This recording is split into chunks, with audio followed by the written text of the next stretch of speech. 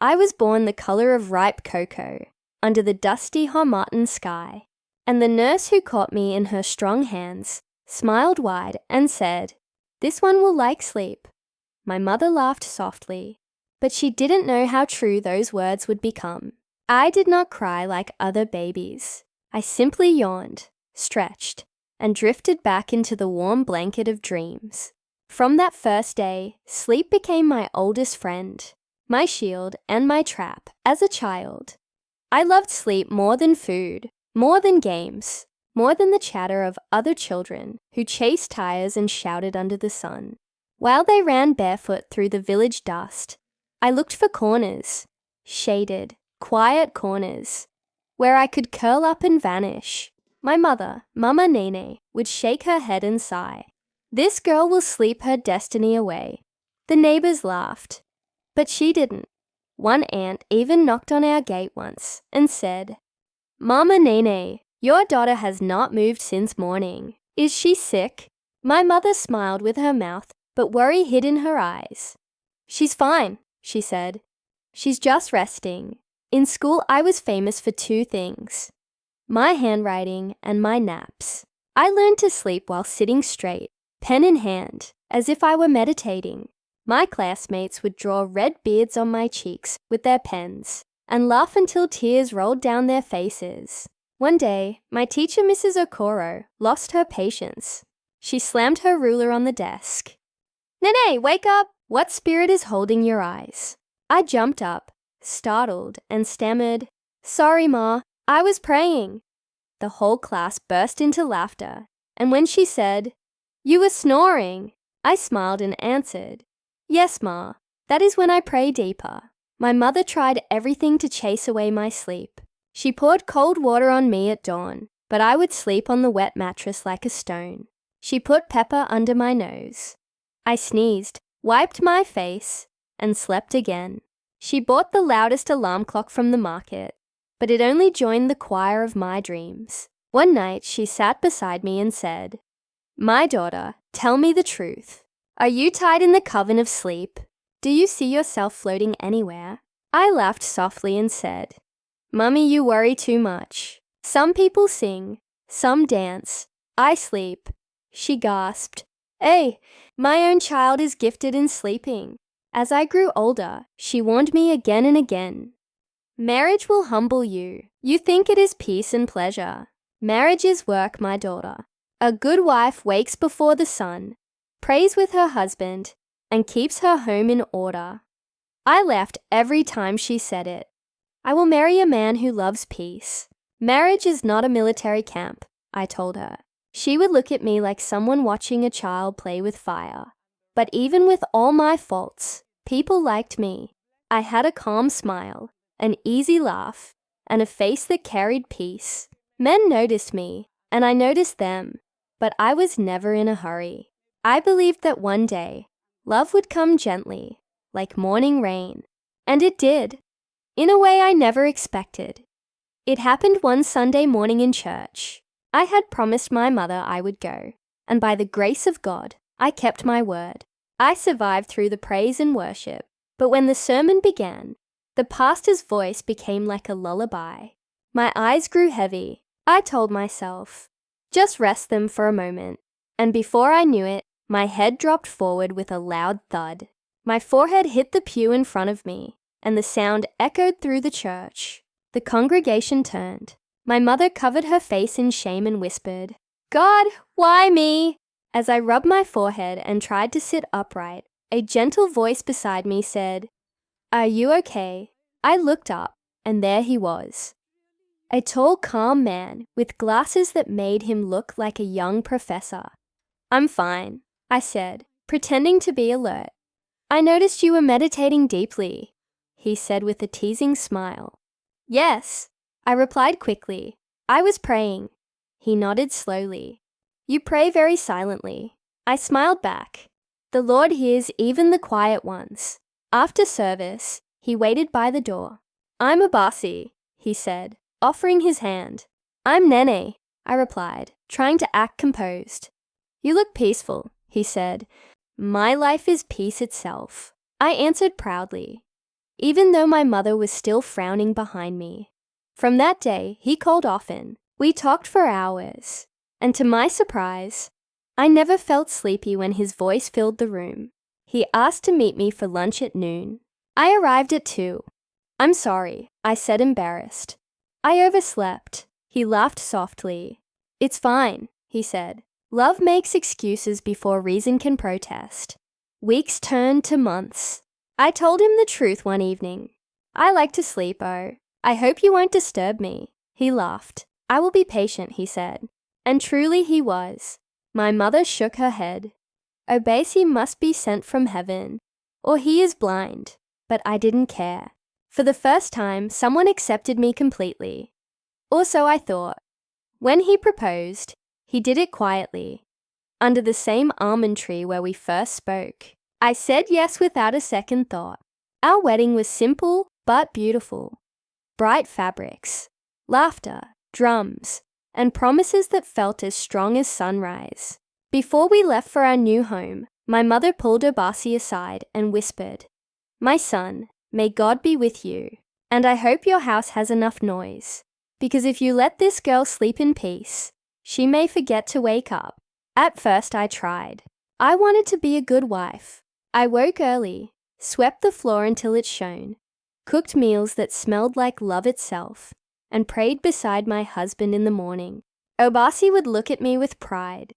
"This marriage is working," he said, and for a while I believed it too. But old habits return like shadows. One afternoon, I decided to rest, just for a few minutes. The soup on the fire became smoke, and when Obasi came home, he found a pot burnt black and a kitchen full of haze. "What happened?" he asked. "The onions made me cry," I said quickly. "So I went to rest my eyes." He sighed but said nothing. The next week, I forgot to pick up his clothes from the dry cleaner, because I fell asleep while watching television. Then one evening, he came home early and found me sleeping on the floor, mop still in my hand, a bucket beside me. "Nene!" he shouted. I jumped. "Ah, you're back." I was mopping, and the breeze just carried me. He ran a hand through his hair and murmured, "Love is endurance." Still, he stayed, until pregnancy came. And then I turned sleep into an art form. "You don't understand," I told him whenever he complained. "I'm carrying a whole human being. But you're the one sleeping, not the baby," he said. "We are one," I replied proudly. He gave up arguing. When our son arrived, round, crying, and perfect. I thought motherhood would change me. I was wrong. Even with my mother in the house during Omugwo, I could barely stay awake. One night, she knocked on my door, baby crying in her arms. "Come and feed this boy." I opened one eye. "Dance him small. He'll sleep." "Do you want your baby to survive on air?" she shouted. But I was lost again before her words finished falling. When she left, the silence felt like freedom. Finally, I whispered to myself, I can rest. But motherhood is not rest. It is a test. One morning, I forgot water boiling on the fire for the baby's bath. Another night, I fell asleep while chewing gum to stay awake. Once, I even put my feet in cold water, thinking it would help. It didn't. And then came the day that ended the old me. That afternoon, Obasi came home early. The house was silent. I was on the sofa, phone buzzing under my cheek. "How long have you been sleeping?" he asked. "Since you left, I said I should rest small." "Where's the baby?" He was beside me. "He crawled away small. He'll come back." Obasi's voice hardened. "Crawled where, Nene?" We searched the house. "Junior! Juju!" His voice cracked as he shouted. Then we heard a sound, a small giggle, from the kitchen. When we entered, I froze. Rice on the floor, beans scattered, Gary floating in water, and in the middle of it all sat our baby, covered head to toe in flour, smiling proudly. He looked like a tiny masquerade. Then I saw him crawling toward a small red container. "Pepper!" Obasi shouted. He ran and caught it just in time. At the hospital, the nurse said he was fine, just flour in his ear. Obasi cried with relief. I stayed at home, shaking, staring at the walls that had nearly witnessed tragedy. When he came back, he placed the baby on the bed and said quietly, "You slept through this?" I whispered. I didn't hear anything. I think I slept too deep. He didn't raise his voice. That silence hurt more than any shout. You were sleeping while our son was in danger. I can't trust you anymore, Nani. Tomorrow morning, you'll go back to your mother's house. I need space to think. You can't send me away, I cried. Who says I'm sending you with the baby? He said. That night, I sat on the floor, crying until I slept sitting up. In the morning, he had packed my things. My phone, a little cash, my shame, all waiting at the door. He didn't look at me as he said, "The KK is waiting," and just like that, I was gone. The ride to my mother's house felt like punishment stretched over every bump of the road. The KK's engine coughed dust into my face, while the driver hummed an old love song that made my heart twist. I sat there clutching my small bag, every sound too loud, every thought too heavy. The city blurred outside, but inside me, something was dying quietly. When we reached her gate, I knocked softly, then harder. "Mama, it's me." From inside, her voice cut through the wood like a blade. "Go back to your husband, Nene. This is my husband's house. He sent me away," I said, fighting tears. "Good," she replied. "Then go and beg him. Please, Mama, just let me in for today. I can sleep on the floor." "Of course you can sleep on the floor," she said. "That is your favorite thing." I pressed my forehead against the gate. "Mama, please, I've changed." She opened the door slightly and looked at me, eyes sharp with disappointment. "How many hours have you stayed awake today?" I looked down at my hands. "About 2.5. She shook her head. "Come back when you reach 6. Then she closed the gate. I sat outside with my bag beside me, the evening wind brushing against my face like pity. The sky darkened, and still I stayed there. The street dogs barked, children laughed, and I felt smaller than I had ever felt in my life. When the night finally came, I wandered down the road until I found a small food stall, a mama-put joint. The air smelled of pepper soup and roasted fish. I sat on a wooden bench outside, hugging myself, watching people eat, laugh, live. I had no appetite. I had nothing. For the first time in my life, sleep refused to come. The night stretched, and mosquitoes sang in my ears like punishment. I stared at the stars and whispered, "God, if I survive this night, I swear I will change." When morning arrived, I looked like someone the world had forgotten. My hair was wild, my face swollen, my lips dry. I walked without direction until a wooden signboard caught my eye. It was old and cracked, hanging loosely by 2 nails. It read, "Night security guard wanted. No sleeping. Standing Job. 12-hour shift." I blinked. No sleeping? It was as if the universe itself had written my judgment. I almost laughed. "Ah, so this is how you want to teach me, Lord," I whispered. But I walked toward the gate anyway. I knocked. A tall man with a round belly and a towel around his neck opened. He squinted at me. "Who you they find?" "I saw the sign," I said. "I want to apply." He looked me up and down, from my dusty slippers to my trembling hands. "You want to be a security guard? You they craze?" "I'm serious," I said. "I need this job. Please." He stared at me for a long time, then shrugged. "You fit do night duty." "I promise," I said. After some questions, the manager gave me an old blue shirt, a whistle, and a torchlight that looked like it had fought in a war. "Your shift starts tonight," he said. 6 p.m. to 6 a.m. No sitting, no dozing. If you sleep for 1 second, you're gone. That night, I stood at the gate, wearing the oversized shirt and holding my rusted torch. The air was cool, the sky full of tired stars. For the first few hours, I felt strong. I whistled softly and paced like a soldier. But by midnight, my legs began to tremble, and my eyelids turned to stone. I fought back with every trick I knew. I sang. I marched. I slapped my face. I dipped my feet in cold water. I even tied a rubber band around my wrist and snapped it every time my head bowed.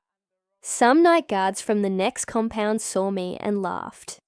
"Madam Security, you never see women do this work before." I ignored them. I had one mission: to conquer the sleep that had conquered me all my life.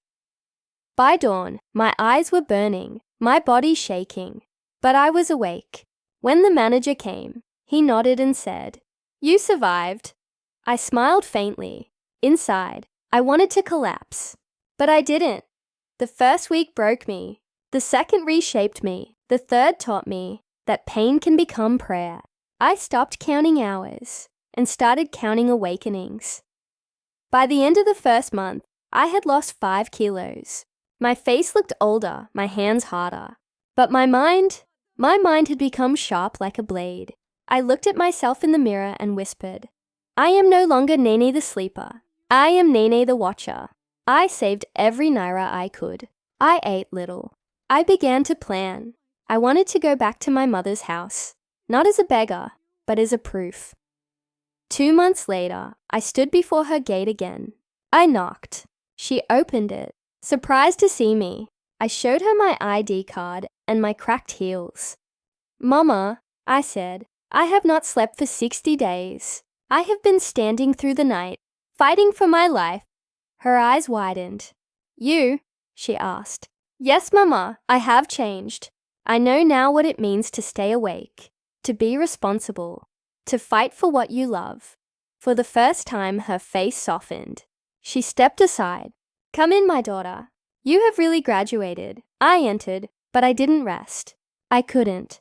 My body had learned movement, and stillness felt dangerous. I swept, washed, cooked, fetched water, and even helped the neighbors. "Nene," my mother said one day, laughing, "are you running for House of Assembly?" "No, Mama," I said, smiling. "I am practicing for my second chance." She nodded slowly. "If you are going to beg your husband, beg with action, not just tears." Those words stayed in my heart. The next day, I took my small savings and went to the market. I bought baby clothes, baby milk, and new plates to replace the ones I had burned.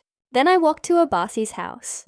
My heart beat so loudly I could hear it in my throat. When I knocked, he opened the gate. His face was calm but distant. "What are you doing here, Nene?" "I came to beg," I said. But this time I brought proof. "I don't want tears," he said. "No tears," I replied. "Just truth." I handed him my ID card. "I work night shift, 12 hours straight, no chair, no sleep. Rain and mosquitoes have been my only company. I did it because I had to fight for my life before I lost everything." He looked at the card and gave a small laugh. "You, security." "Yes," I said. "I was one before I became your wife, but you never knew. I was guarding something even then. My peace." He looked away, silent. I opened my bag and took out the baby clothes. "I bought these for Junior. Please, let me see him." He hesitated, then went inside. When he came back, he was holding our son. The moment the baby saw me, he stretched out his arms and giggled. My heart broke and healed at the same time. I ran forward and held him close, breathing in the smell of powder and milk. "My Juju," I whispered. "My sweet boy." Obasi stood there watching us. After a moment, he said quietly, "Junior misses you, and I do too. But I'm scared." I looked up at him. "You should be. But give me one chance to earn your trust back. Just one." He sighed deeply. "Go and greet my mother," he said. I froze. "You mean I can come in?" "Don't over-celebrate yet," he warned. Before I changed my mind, I rushed inside with Junior in my arms.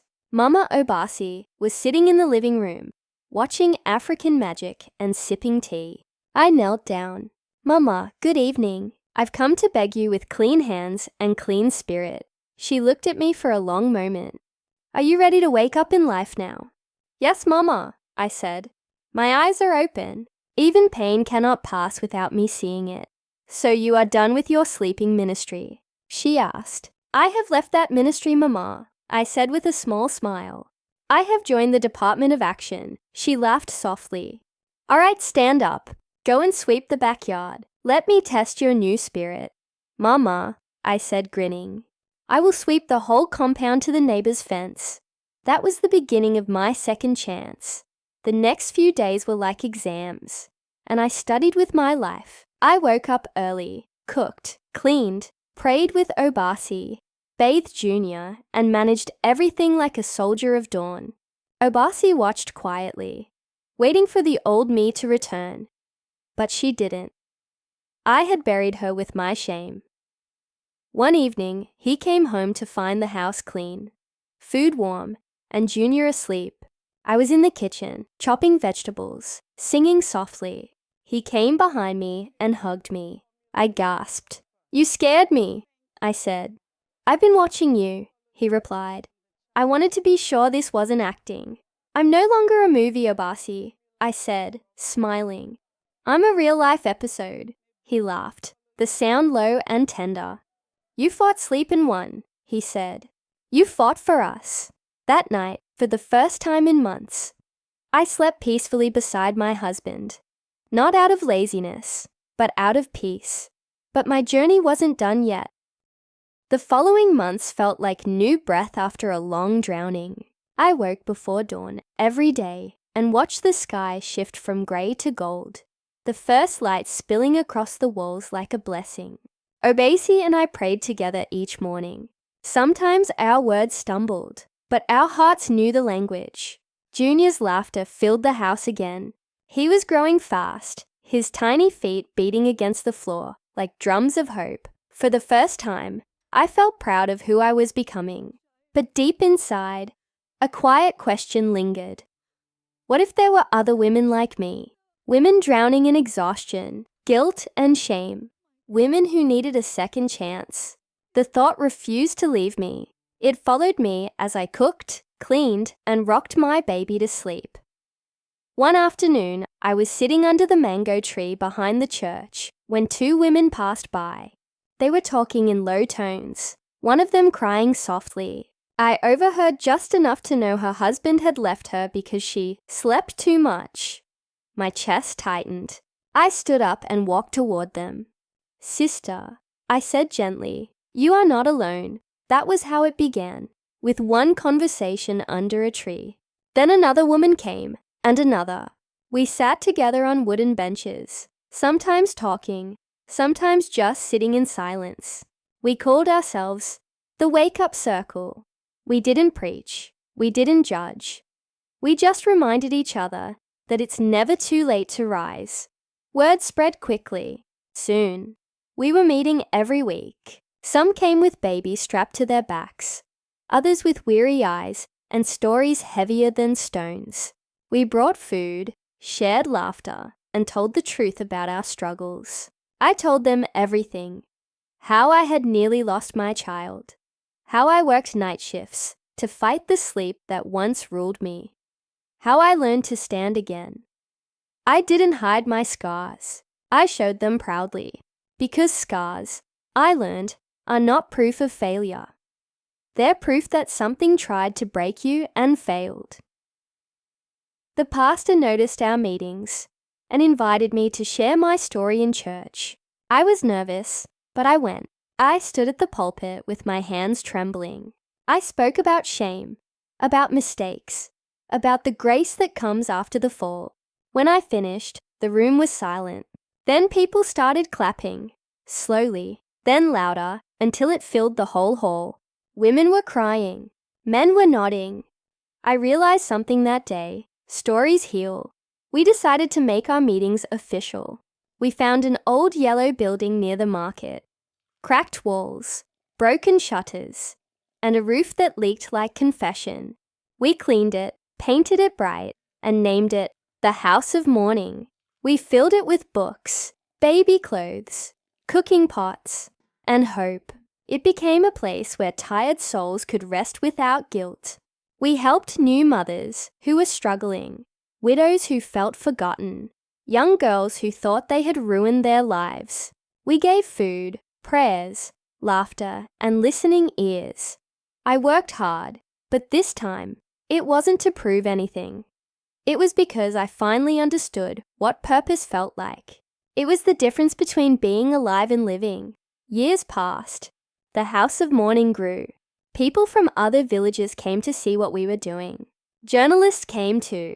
They asked me to tell my story for a newspaper. I said yes. A week later, my picture was on the front page. The headline read, "The woman who taught others to wake up." The governor himself came to visit. He arrived with bodyguards, cameras, and too much perfume. He shook my hand and said, "Madam Nene, you are an inspiration." I smiled politely and replied, "Governor, I am not an inspiration. I am evidence that life can begin again." He laughed, but one of the younger women beside me clapped. She understood. At home, Obasi sat on the porch every evening, reading his newspaper while Junior played in the yard. Sometimes he would look at me and say, "We did well, Nene," and I would nod. We had turned pain into something that fed others. Then, one golden evening as the sun melted into the horizon, Obasi called me softly. "Nene," he said, "I'm tired." I smiled. "Come inside, I'll make tea." But he shook his head. "Not that kind of tired." His breath slowed. His eyes grew calm. And before I could say another word, he was gone. Just like that, as gently as a sigh. I sat with him for a long time, holding his hand until it turned cold. The world became a blur of faces and voices, but I didn't cry loudly. I just sat there, feeling the kind of pain that has no sound. We buried him under the mango tree, and that night, I stood there alone, the wind whispering through the leaves. "You waited for me through all my seasons," I said softly. "Now rest. I'll keep watch." Days passed. Grief became my new companion. But instead of drowning, I worked. I poured my tears into the soil of the house of mourning. I kept helping others, even when my own heart felt empty. And slowly, something inside me began to heal. Junior grew into a fine young man, gentle like his father, but with my stubborn spirit. One day, he came home from the city with news. "Mama, I've been offered a scholarship," he said, trying to hide his excitement. I smiled through tears. "Go, my son. The world must know what kind of man an awake mother can raise." When he left, the house felt quiet, but not lonely. I had lived long enough to know that silence can also mean peace. I spent my evenings sitting under the mango tree, talking to the wind. I talked to Obasi, to my mother, to God, to the younger version of myself, who once thought sleep was freedom. The years rolled by softly. My hair turned grey, my hands wrinkled, but my eyes still carried light. The younger women began to lead the circle now. I sat in the corner, wrapped in my shawl, watching them speak with passion and fire. I didn't interrupt. They didn't need me to lead anymore. They had become their own light. Every time they walked me home after a meeting, I told them the same thing. Sleep well, but not too deeply. They laughed, not knowing how much that sentence meant. Then came the night when the thunder rolled far away and the air smelled of rain. I lit a small lamp beside my bed, opened my red notebook, and wrote one final line. "When I die, do not say I went to sleep. Say I woke up somewhere else." I placed the notebook beside Obasi's old glasses, pulled the blanket over my legs, and smiled. My work was done, and as the rain began to fall softly outside, I closed my eyes, not to escape, but to arrive. That was how I left the world. Not in darkness, but in light. They said I went to sleep, but that wasn't true. I simply crossed into another kind of morning. Now I am wind on the mango leaves, a whisper in the early light. Junior visits the tree sometimes with his little girl, telling her stories about the woman who once slept too much and then taught others how to wake. She laughs, and the sound rises to where I am. The house of mourning still stands, yellow and bright. Women still come to its door with tired hearts, and they leave standing taller. They don't know that when they smile, I am there in the sunlight touching their faces. Obasi waits for me by a river that never ends. When I walk there, barefoot, he smiles and says, "You finished well." I nod, and I kept watch. I tell him, "So if you ever rise before the sun and feel a soft warmth on your cheek, that's me." A small reminder from a woman who finally learned that life itself is a kind of waking, because I never truly slept. I just kept waking, again and again, until I became the morning.